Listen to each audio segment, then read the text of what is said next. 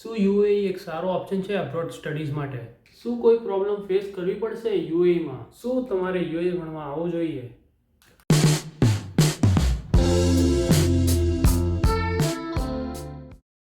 Morning બધાને, કેમ છો? મજામાં ને? તમારા તબિયત પાણી સારા જ હશે એવું હું આશા કરું છું.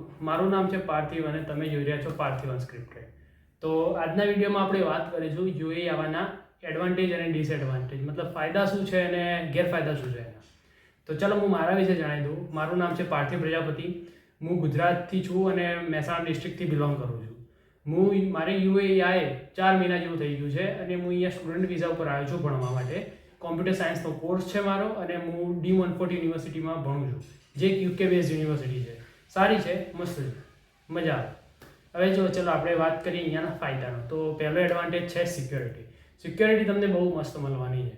સિક્યોરિટી એટલી સ્ટ્રિક્ટ, તમને કોઈ લો બ્રેક કરતું નહીં મળે, કોઈ ચોરી ચકારી કરતું નહીં મળે, કોઈ તમને હેરાન કરતું પણ નહીં મળે. એટલે અહીંયા સિક્યોરિટી સેફટી બહુ જ હાઈ છે. અગર કોઈ પણ લો અગર ભૂલથી પણ બ્રેક થઈ જાય એમનાથી તો એની ફાઇન્સ બહુ હાઈ છે. જેમ કે અહીંયા મિનિમમ ફાઇન્સ છે 500 દિરહમથી જ ચાલુ થાય છે. અને પછી જો તમે એ લો બ્રેક કરતા જાઓ તો એ તમારા આગળ જઈને તમારા વિઝાને એફેક્ટ કરે છે અને તમારા બ્લેક પોઈન્ટ્સ મળતા રહે છે અને પછી તમને ડિસકન્ટિન્યુ કરી દે છે અને તમને ચલવી નહીં લે યુએઈમાં. તો એ ધ્યાનમાં રાખજો, જેલમાં પણ પૂરી શકે એ લોકો એમની રાઇટ્સમાં આવે તો એ વસ્તુનું ખાસ કરીને ધ્યાન રાખજો. વાત કરીએ હવે બીજા ફાયદાની. યુએઈ આવવાનો બીજો એડવાન્ટેજ છે એક વિઝા. વિઝા તમને ઇઝીલી મળી રહે છે. અહીંયાના સ્ટુડન્ટ વિઝા લેવા બહુ જ ઇઝી છે. યુનિવર્સિટી તમારા વિઝા પ્રોસેસ કરે છે. ખાલી તમારી જે એનું ફીસ થાય છે એ તમારે એની યુનિવર્સિટીને પે કરી દેવાની. એ નિયર બાય તમારે 15 દિવસની અંદર તમારા વિઝા આવી જાય છે, એપ્લિકેબલ થઈ જાય છે અને બીજી કોઈ તકલીફ રહેતી નથી અહીંયા. અને વિઝામાં વચ્ચે અમુક કેસ બન્યા હતા કે ઇન્ડિયન ટુરિસ્ટ વિઝા એ કેન્સલ થયા હતા. એના ઉપર બહુ ધ્યાન નહીં આપવું, કેમ કે અમુક ગવર્મેન્ટે અમુક લોસ ચેન્જ કર્યા હતા અને અમુક સ્ટ્રિક્ટનેસ લાવ્યા હતા વિઝાસમાં, એટલે એવું થતું રહે અને અમુક ઇશ્યુઝ હતા એટલે કેન્સલ થયા હતા. એટલે એના ઉપર બહુ ધ્યાન દોરવું નહીં. પણ સ્ટુડન્ટને કોઈ પ્રોબ્લેમ થતી નથી, ઇઝીલી વિઝા મળી જાય છે અને વિઝા તમારી યુનિવર્સિટી જ અપ્લાય કરે છે અને યુનિવર્સિટી તમને ઇન્સ્યોરન્સ પણ અપ્લાય કરે છે તમારું અહીંયા સ્ટુડન્ટ ઇન્સ્યોરન્સ, જે એની જે રકમ થાય છે તમારે પે કરવાની રહે છે. તો આ છે આ તો બીજો ફાયદો.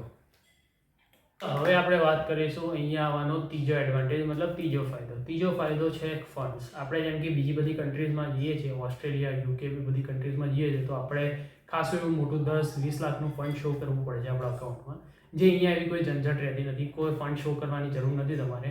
તમે જે રીતના આવો છો, તમે જે રીતના અપ્રોચ કરો છો યુનિવર્સિટીઝને, તમારો શું સ્ટેટસ છે, બસ એ બધું ઇન્ફોર્મેશન આલી, તમારે કયો કોર્સ લેવો છે, તમે ફીસ કેવી રીતના ભરવાના છો, કઈ પેમેન્ટ મેથડમાં ભરવાના છો, એ બધું જણાવીને તમે ઇઝીલી અહીંયા આવી શકો છો અને પણ તમારી સ્ટડી સ્ટાર્ટ કરી શકો છો. તો આ તો ત્રીજો ફાયદો.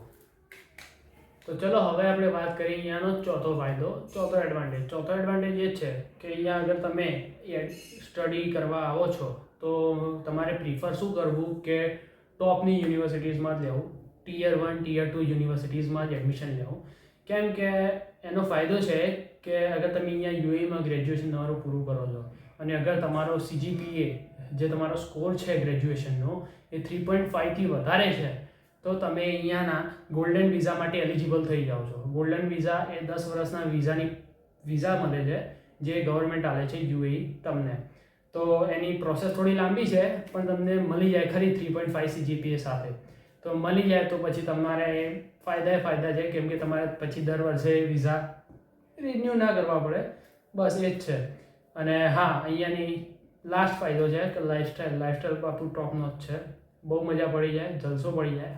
એક્સપેન્સિવ છે, એક્સપેન્સિવ લંડન જેવું જ છે, પણ હા એક્સપિરિયન્સ તમને ટોપ નોચ મળશે. લંડન જેવો નહીં મળે, જે રેસિઝમ ચોરી ચકારી જે ચાલે છે એના જેવો એક્સપિરિયન્સ તો નહીં મળે. બહુ મસ્ત એક્સપિરિયન્સ મળશે તમને.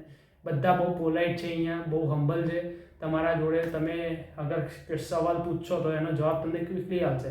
કોઈ તમને ઇગ્નોર નહીં કરે, ભલે તમારો કલર શું છે, તમે કેવા દેખાવ છો એના ઉપરથી તમને ઇગ્નોર નહીં કરે.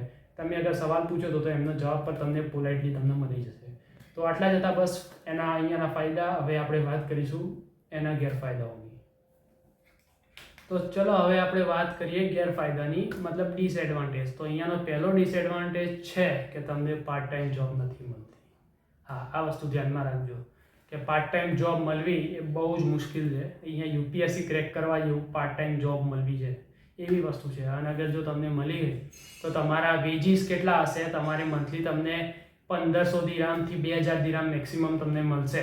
હા, અહીંયા અલાઉડ છે પણ એટલું જ મળશે તમને, 1500થી 2000 દિરામ જ. એમાં તમે અગર વિચારતા હો તમારી પેલી યુનિવર્સિટીઝની ફીસ કવર કરી લઈએ, રેન્ટ કવર કરી લઈએ, તો એમાં બધું નહીં થાય. ખાલી તમારે ખાવા પીવાનો અને રહેવાનો ખર્ચો જ નીકળશે બસ. તો એ ધ્યાનમાં રાખજો. પાર્ટ ટાઈમ જોબ અહીંયા જે કેનેડામાં, યુકેમાં જેવો સીન છે એવો અહીંયા નથી. તો હા, આ ધ્યાનમાં રાખજો આ વસ્તુને તમે.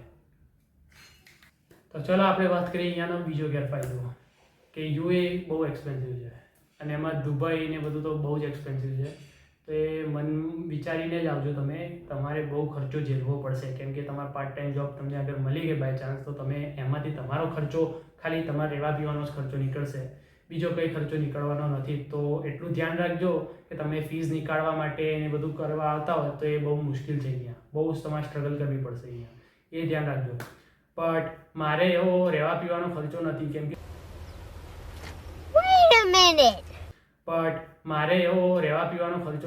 કે હું મારા રિલેટિવ્સ જોડે રહું છું, મારા માસી મામા જોડે રહું છું અહીંયા દુબઈની બાજુવાળી સિટી શારજાહમાં. તો મારે એટલો ખર્ચો નથી પડતો. મારો ટ્રાન્સપોર્ટેશનનો પડે છે મને, એ પણ થોડો વધારે પડે છે, એટલે એટલો પડે છે મને ખર્ચો.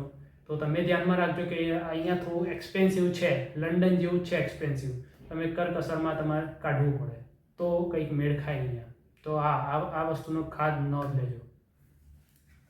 તો ચલો હવે વાત કરીએ આપણે છેલ્લો ગેરફાયદો, હવે છેલ્લો ડિસએડવાન્ટેજ.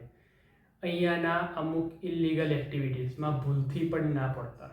અગર ભૂલથી પણ પડી ગયા, કંઈ એવું તમે પકડાઈ ગયા, અગર લાઇસન્સ વગર ડ્રાઈવ કરતા પકડાઈ ગયા તો ગયા કામથી. અને હા, આ લાઇસન્સની વાત આવી તો તમને એક વાત કહી દઉં કે યુએઈમાં લાઇસન્સ નીકાળવું એ આપણા ઇન્ડિયામાં યુપીએસસી ક્રેક કરવા જેટલું મુશ્કેલ છે. બહુ ટેસ્ટ ચાલવા પડે, બહુ પ્રેક્ટિકલ ચાલવા પડે, બહુ થિયરી આપવી પડે, બહુ કોમ્પ્યુટર ટેસ્ટ ચાલવા પડે. જો ફેલ થાવ તો ફરી ત્યાંથી રિપીટ કરવું પડે. તો આ બધી ઝંઝટ બહુ છે. અને અગર જો તમને લાઇસન્સ મળી ગયું તો એનો ફાયદો એ બહુ છે, તમને અમુક જોબ્સ તમને બહુ ઇઝીલી મળી જાય છે અગર તમારી જોડે લાઇસન્સ હોય તો. આ લાઇસન્સ એક પ્રકારથી તમને હે ને જોબ અલાવવાનું પણ કામ કરી શકે. હા, પણ લાઇસન્સ કઢાવવા માટે ખર્ચો પણ એટલો જ થાય છે, આપણે ખાસો ખર્ચો થઈ જાય છે. મિનિમમ 5000 દિરહમ તો તમારે પકડીને જ ચાલવાનું, કેટલો ખર્ચો તો તમારે લાઇસન્સ માટે રહેવાનો છે. અહીંયાની બધી પબ્લિક આપે છે, તમારે આવવું પડશે. અને અગર અહીંયાનું લાઇસન્સ લઈ લીધું તો એ all over the world valid ગણાય છે, ખાલી ઇન્ડિયામાં નહીં ગણાતું, મતલબ ઓલ ઓવર ધ વર્લ્ડ તો વેલિડ ગણાય જ છે. તો એ સારું એક પોઈન્ટ છે, તો એ ધ્યાન રાખજો. તો બસ આટલા જ હતા અહીંયા આના યુએઈના ગેરફાયદા. ધ્યાન રાખજો, મજા કરજો. અગર તમે આવો કોઈ તમારો સવાલ હોય તો કોમેન્ટ દ્વારા મને જણાવજો. અને આવા જ જ્ઞાનવાળા વિડીયો જોવા માટે મારી ચેનલને સબસ્ક્રાઇબ કરી દેજો, પાર્થિવ અનસ્ક્રિપ્ટેડને. નીચે આપણે સબસ્ક્રાઇબ બટન આપેલું છે, એનું બેલ આઇકોન ને બધું દબાઈને તમે લાઇક શેર કરી દેજો. તો ચલો તાણ, જય શ્રી કૃષ્ણ. મળીએ તાણ બીજા વિડીયોમાં.